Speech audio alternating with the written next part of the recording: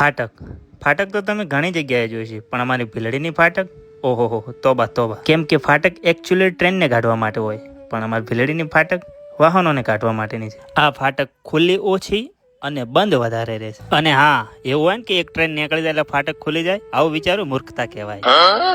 કેમ કે અહીં તો જાણે હરીફાઈ ના ગોઠવેલી હોય એ રીતે બે ટ્રેનો ભેગી આવતી હોય છે. ના ના ના ના, હજુ જોવો તો ખરા, એક ટ્રેન આ બાજુથી આવે અને એક તો આ બાજુથી આવે. અને આવું રમણીય દ્રશ્ય જોઈને લોકોના મોઢામાંથી એક જ વાક્ય નીકળે, આ ફાટક છે કોકનો જીવ લેશે રો, શું કરવાનું?